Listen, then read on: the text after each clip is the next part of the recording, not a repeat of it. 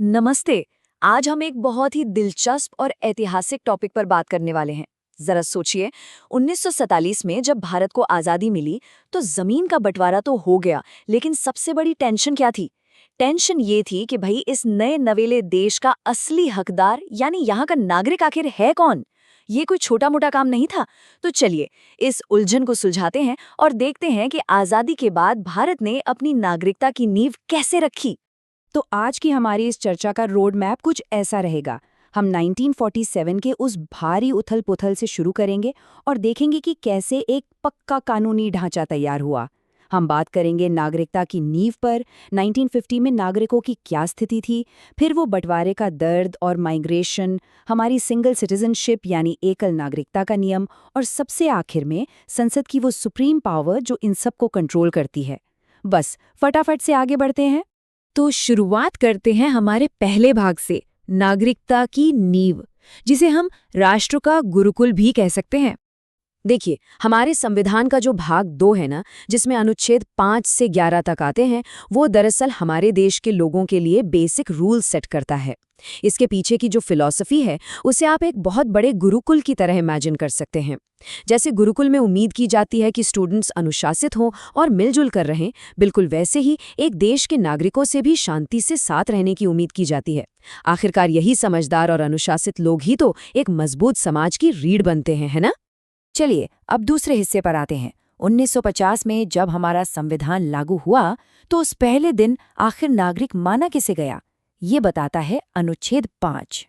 अब ये जो तारीख है 26 जनवरी 1950, ये बहुत बहुत इम्पॉर्टेंट है।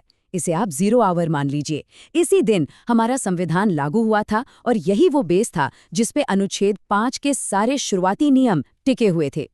तो रूल बड़ा ही सीधा सा था।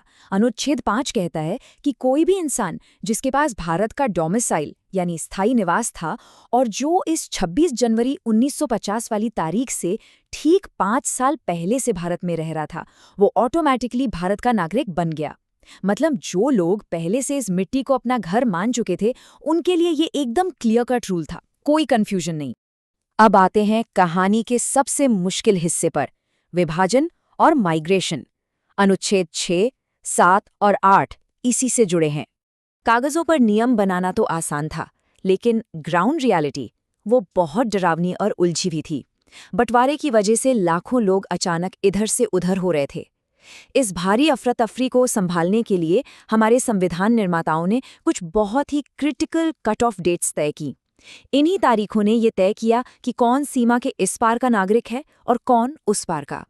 इन अनुच्छेदों में एक बहुत ही क्लियर डिस्टिंक्शन यानी अंतर रखा गया है। अनुच्छेद 6 उन लोगों की बात करता है जो पाकिस्तान से भारत आए थे, और वहीं दूसरी तरफ है अनुच्छेद 7 जो उन लोगों पर लागू होता था जो पहले तो भारत से पाकिस्तान चले गए, लेकिन फिर उन्हें शायद अपनी गलती का एहसास हुआ या हालात ऐसे बने कि वो वापस लौट आए। तो एक तरफ आने वाले और दूसरी तरफ जाकर लौटने वाले। अब देखिए, अनुच्छेद 6 के तहत पाकिस्तान से आने वालों के लिए एक बहुत ही सख्त डेडलाइन सेट की गई, 19 जुलाई 1948। अगर कोई इस तारीख के बाद पाकिस्तान से भारत आया तो उसके लिए रास्ता इतना आसान नहीं था। उन्हें नागरिकता पाने के लिए एक प्रॉपर फॉर्मल परमिट लेना पड़ता था। एक तरह से ये सिस्टम को थोड़ा रेगुलेट करने का तरीका था। और जो लोग वापस लौट कर आए थे, यानी अनुच्छेद 7 वाले, उनके लिए एक बहुत ही स्पेसिफिक टाइम विंडो बनाई गई। ये विंडो उन लोगों के लिए थी जो 1 मार्च 1947 के बाद भारत छोड़कर पाकिस्तान गए थे, लेकिन 19 जुलाई 1948 से पहले अपना मन बदलकर वापस भारत आ गए। इन लौटे हुए लोगों को कानून ने खास मौका दिया ताकि वो वापस अपने देश में अपनी जगह पा सकें। अच्छा, इस पूरी उथल-पुथल में संविधान बनाने वालों ने उन भारतीयों को बिल्कुल नहीं भुलाया जो उस वक्त दुनिया के अलग-अलग कोनों में रह रहे थे, हमारा ग्लोबल डायस्पोरा। अनुच्छेद 8 ने ये पक्का किया कि जो भारतीय मूल के लोग विदेश में बसे हैं, उनके लिए भी भारत की नागरिकता पाने का एक सुरक्षित और लीगल रास्ता हमेशा खुला रहे। चलिए अब रुख करते हैं एकल नागरिकता यानी सिंगल सिटीजनशिप की तरफ। ये अनुच्छेद 9 और 10 में कवर होता है। अब भारत जैसे देश के प्रति आपकी लॉयल्टी, आपकी वफादारी के नियम एकदम सॉलिड हैं।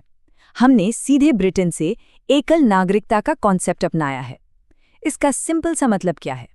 मतलब ये कि आप एक ही समय में दो देशों की नाव में पैर नहीं रख सकते। आपकी वफादारी 100% सिर्फ और सिर्फ एक देश के प्रति होनी चाहिए। और अगर किसी ने वफादारी बांटने की कोशिश की तो अनुच्छेद 9 उसके सख्त नतीजे तय करता है। जैसे ही आपने अपनी मर्जी से किसी और देश की नागरिकता ली, मान लीजिए आपके हाथ में किसी दूसरे देश का नया पासपोर्ट आ गया, वैसे ही बिना किसी देरी के आपकी भारतीय नागरिकता तुरंत खत्म हो जाएगी। Immediate termination. लेकिन घबराइए मत, इसी के साथ अनुच्छेद 10 एक बहुत ही स्ट्रॉन्ग गारंटी भी देता है।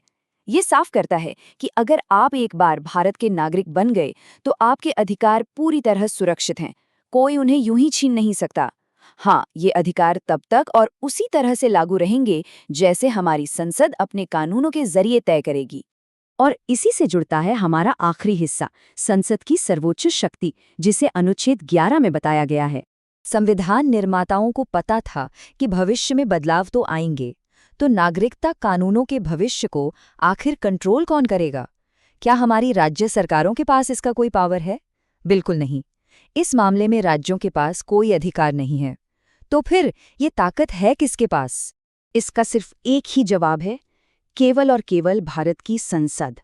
अनुच्छेद 11 ने ये बात पत्थर की लकीर कर दी है कि नागरिकता कैसे मिलेगी, कैसे छिनेगी या इससे जुड़ा कोई भी नियम बनाना हो, ये पूरी की पूरी सुप्रीम पावर सिर्फ पार्लियामेंट के पास ही रहेगी। तो चलिए जल्दी से आज की इस पूरी चर्चा को समेट लेते हैं। हमने देखा कि अनुच्छेद 5 ने बताया कि 1950 में नागरिक कौन था।